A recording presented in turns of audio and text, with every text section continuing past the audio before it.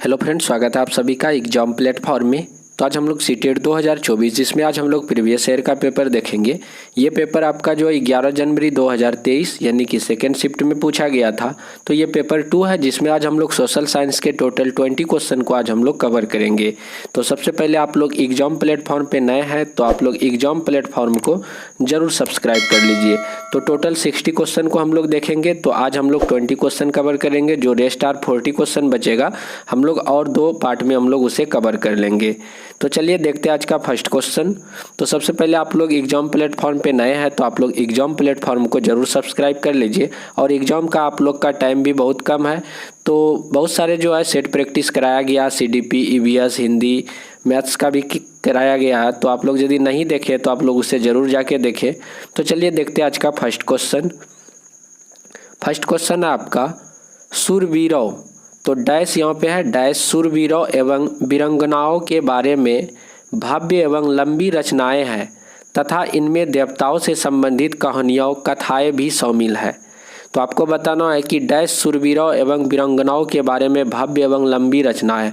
तो किसमें शूरवीरों और वीरांगनाओं के बारे में लंबी रचना मिलती है? तो ये आपका राइट आंसर क्या हो जाएगा? महाकाव्य।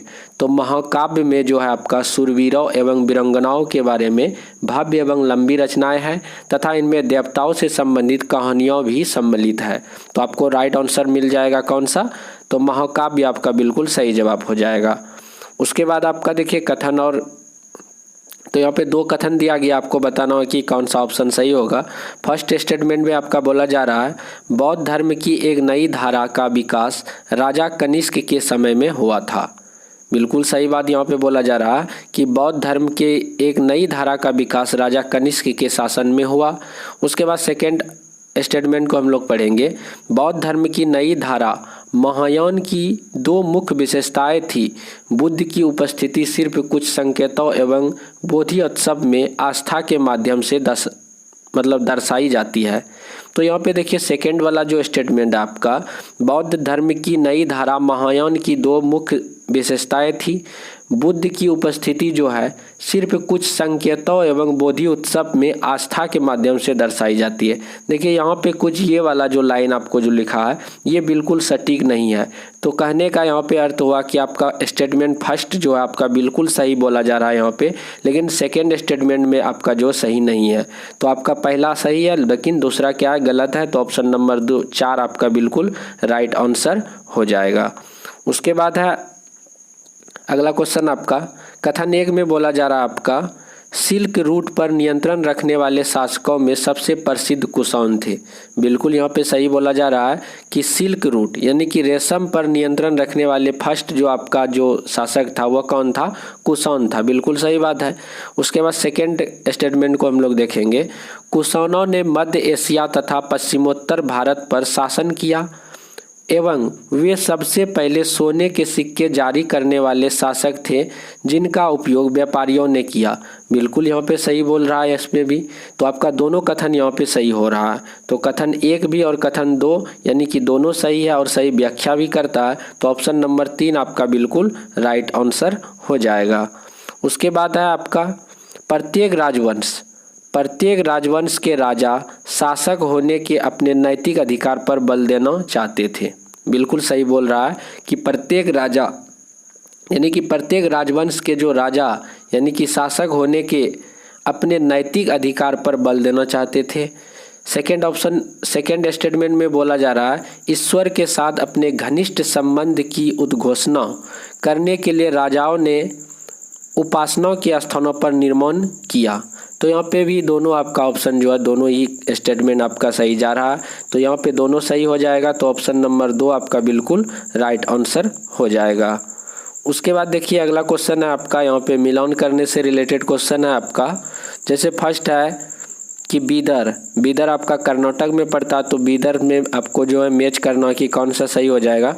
तो बीदर आपका जो यहाँ पे तांबे तथा चांदी की जड़ाई का काम यहाँ पे चलता था। ठीक।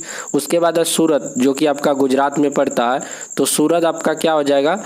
सूरत का हो जाएगा आपका क्या? सुनहरे गोटा किनारियों जरी वाले वस्त्र। तो यानी कि सूरत में भी आपका जो है कपड़ा से संबंधित वहाँ पे काम होता था। उसके बाद है पांचाल आपका हो जाएगा लौह संबंधित कार्य एवं लोहार हो जाएगा। उसके बाद सालियार आपका बुनाई हो जाएगा। तो इस तरह से मैच कर लेंगे आप, तो आपका राइट आंसर ऑप्शन नंबर 4 बिल्कुल सही हो जाएगा। तो बीदर आपका तंबा हो जाएगा, सूरत आपका सुनहरे गोटा हो जाएगा, पंचाल आपका लोहा संबंधित कार्य हो जाएगा और उसके बाद सालियार आपका बुनाई हो जाएगा। उसके बाद अगला क्वेश्चन है आपका, अशोक ने अपने अभिलेखों में यह सुझाव दिया कि कर्मकांड किसी कौम का नहीं है।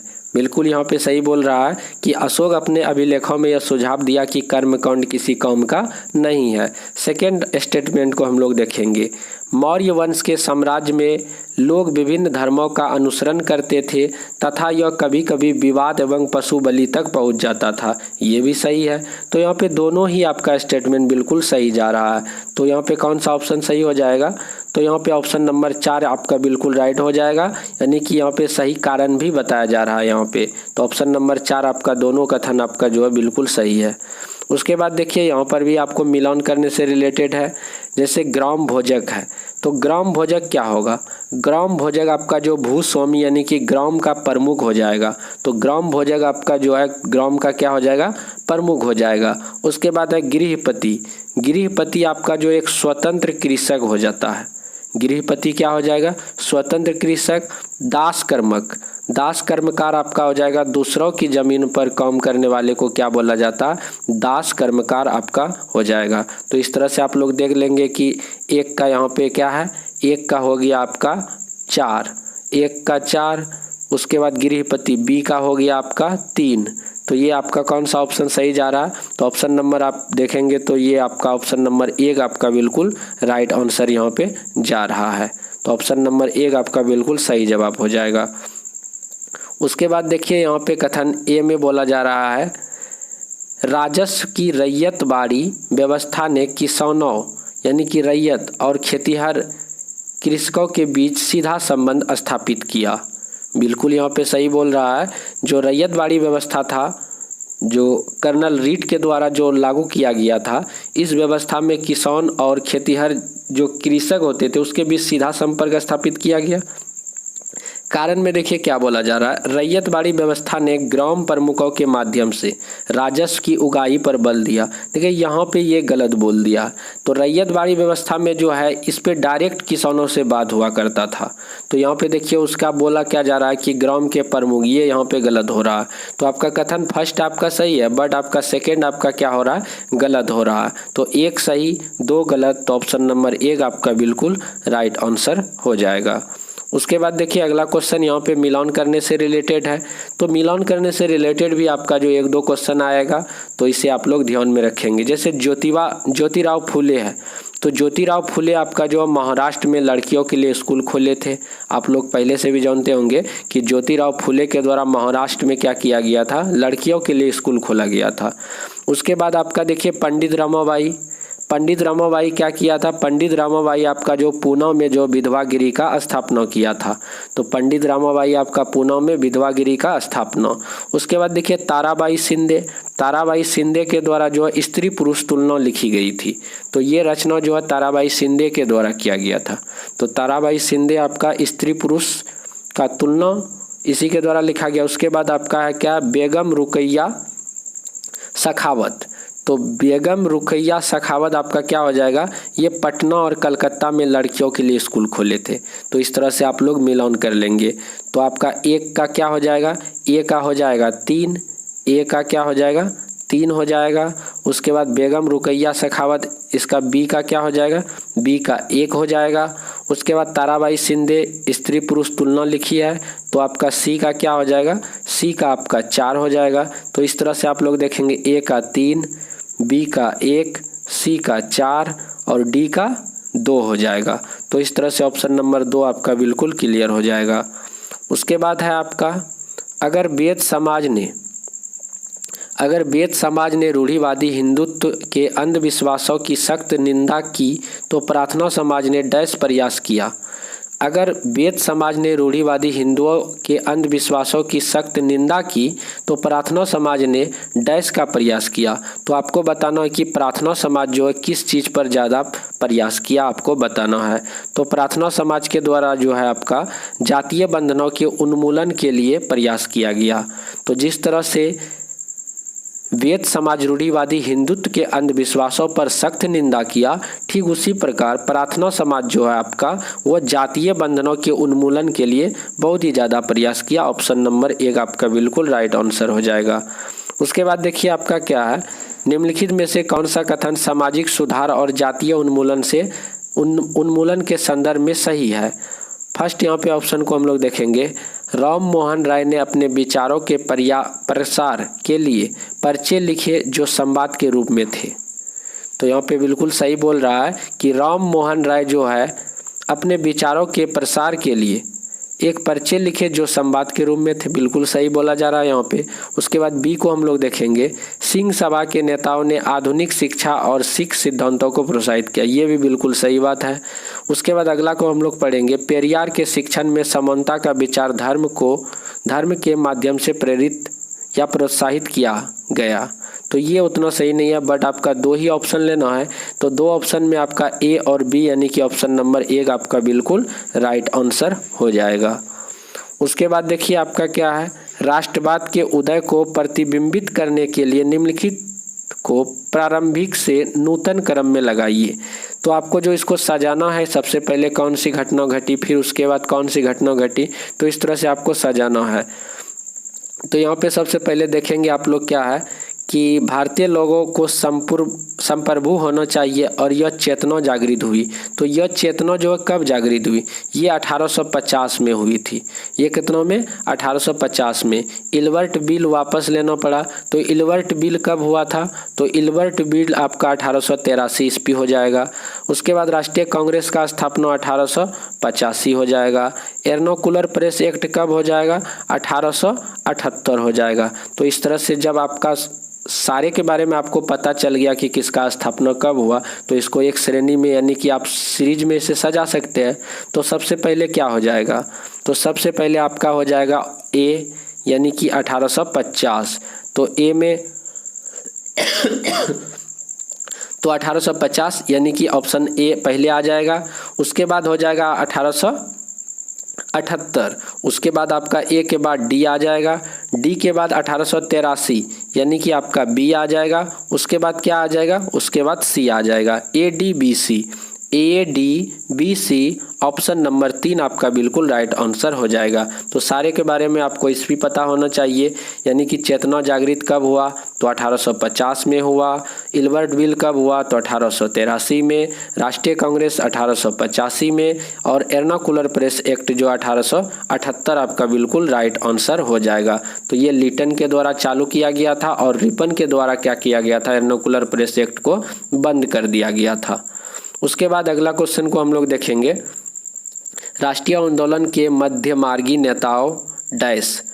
तो यहाँ पे बताना है कि राष्ट्रीय आंदोलन के जो मध्यमार्गी नेता है तो उसके बारे में आपको बताना है। जैसे फर्स्ट ऑप्शन है, मध्यमार्गी नेताओं को लगता था कि अंग्रेज स्वतंत्रता के आदर्शों का सम्मान तब नहीं करते जब भारतीयों को न्यायसंगत मांगों की बात आती है। उसके बाद सेकेंड ऑप्शन, वे आत्मनिर्भरता तथा रचनात्मक कामों पर बल दिया कि निवेदन की राजनीति विफल रही, ने देशों की आर्थिक तबाही के विरुद्ध जनमत निर्माण किया।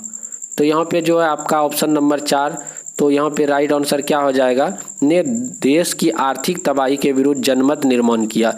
यानी कि राष्ट्रीय आंदोलन के मध्यमार्गी नेताओं ने देश की आर्थिक तबाही के विरुद्ध जनमत का क्या किया, निर्माण किया। तो ऑप्शन नंबर 4 आपका बिल्कुल सटीक बैठता, तो चौथा आपका बिल्कुल सही हो जाएगा। उसके बाद कथन 1 को हम लोग देखेंगे, 1954 में दूसरी पंचवर्षीय योजना तैयार किया गया। तो ये तो बिल्कुल ही गलत है। फर्स्ट पंचवर्षीय योजना 1951 से आपका कब तक चलता, 1956 तक। उसके बाद 1956 से आपका 61 तक चलता है। तो यहाँ पे बोल रहा है कि सेकेंड पंचवर्षीय योजना जो आपका 54 में चालू हुआ, तो ये तो पूरी आपका गलत हो गया। उसके बाद सेकेंड है आपका, दूसरी पंचवर्षीय योजना में निजी संस्थाओं के नियंत्रण में भारी उद्योगों की विकास पर बल दिया गया। तो ये वाला ऑप्शन को देखना है कि सही है या गलत है। तो यहाँ पे देखिए, दूसरी पंचवर्षीय योजना में जो है निजी संस्थानों के नियंत्रण पर यहाँ पे ये वाला ऑप्शन आपका भी गलत हो रहा है।